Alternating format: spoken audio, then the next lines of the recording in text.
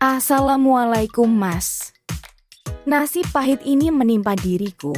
Setiap malam aku berdoa seandainya masih ada jodoh untuk diriku, aku akan berbakti dan menyerahkan hidupku untuk suamiku.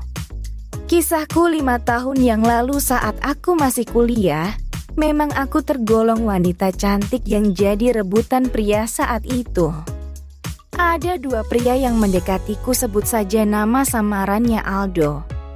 Dia mendekatiku dengan ketulusan kedewasaan dan selalu mengajarkanku tentang agama hingga selalu mengingatkanku untuk jangan pernah meninggalkan sholat 5 waktu. Namun dia berasal dari keluarga sederhana. Untuk fisik punnya seperti pria biasa pada umumnya, sedangkan Bambang yang mendekatiku dengan kemewahan, makan di restoran, shopping, nonton bioskop, liburan. Bambang memang menyenangkan, secara fisik pun memang wow karena dia rajin fitness. Hingga suatu hari, aku terjebak pada pilihan antara Aldo dan si Bambang.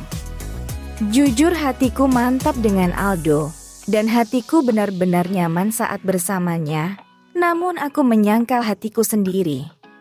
Aku menggunakan logika dan memilih si Bambang karena secara ekonomi dari keluarga kaya, dan aku berpikiran keluargaku pun akan ikut menjadi kaya. Hingga pernikahan pun kami berlangsung, kami juga bahagia.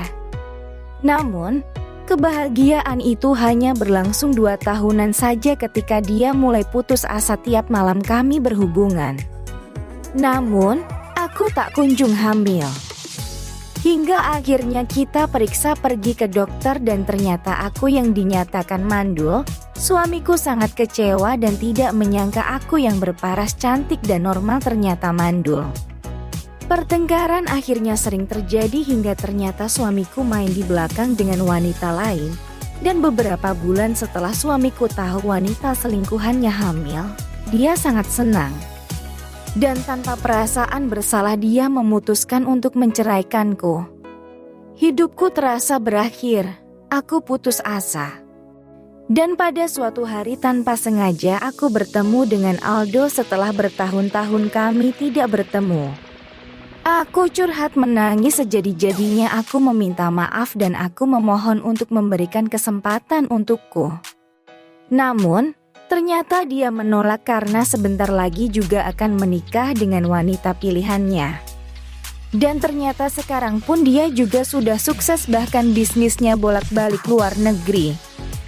Dari kisahku ini, aku paham dan aku sadar ternyata kebahagiaan tidaklah bisa diukur dari harta, materi, dan ketampanan. Sebab ketulusan dan keikhlasan menerima jauh lebih berarti. Aku hanya mengharap bila masih ada pria yang mau menerima keadaanku ini, aku sangat bersyukur. Dan aku akan berbakti kepada suamiku. Aku tidak mencari kriteria, karena aku sendiri penuh kekurangan. Aku divonis mandul dan aku tidak tahu apakah masih ada pria yang mau menerimaku. Terima kasih Mas sudah mendengarkan curhatanku ini. Sekian, wassalamualaikum warahmatullahi wabarakatuh.